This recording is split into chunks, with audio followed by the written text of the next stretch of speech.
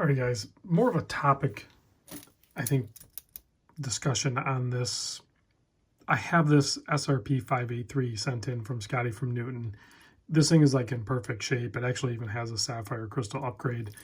But it had me thinking, I went back and looked to see what our current prices for the Monsters or the Seiko SK. I didn't know the SKX was kind of increasing like it is. Like they're like, what, close to 4, like 350 to 375 range.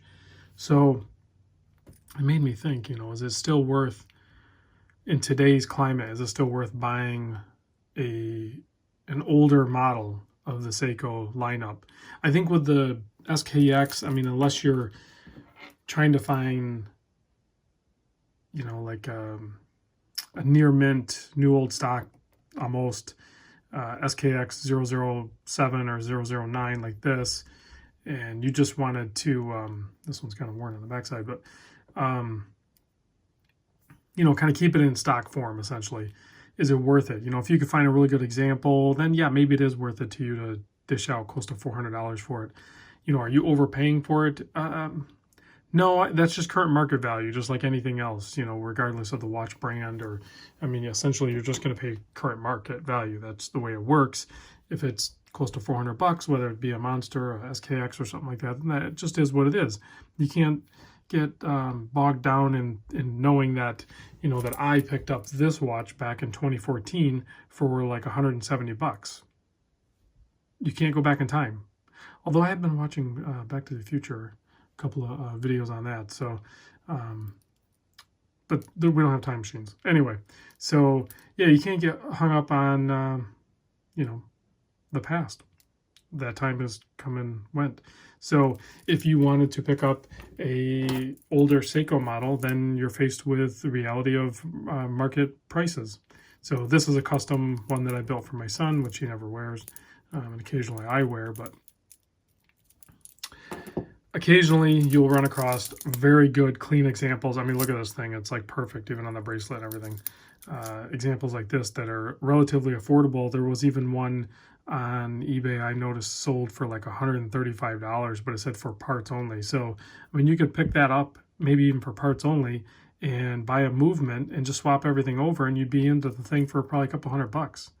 So those opportunities sometimes present themselves. So you just have to take that and run with it. But otherwise, you're looking at some of the off ones like this. The 583 wasn't crazy popular.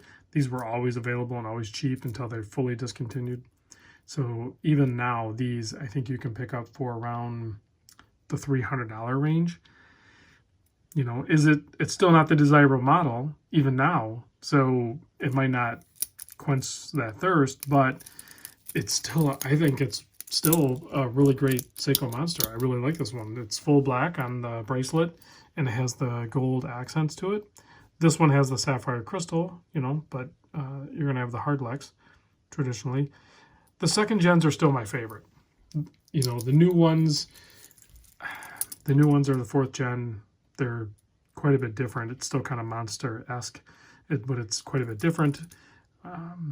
But even those, the retail on them is over $500. So with a discount, you're still going to pay more for that than you would potentially one of these older ones, which are, I don't know.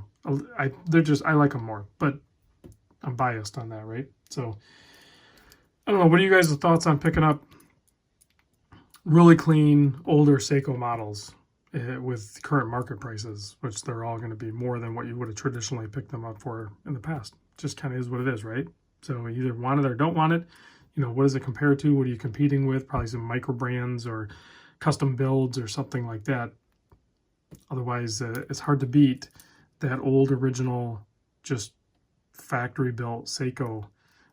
Not that they're amazing or anything like that. It's just, it's already done. It's already good to go. So, all right, I'm going to kill the lights just so we can get a lume shot.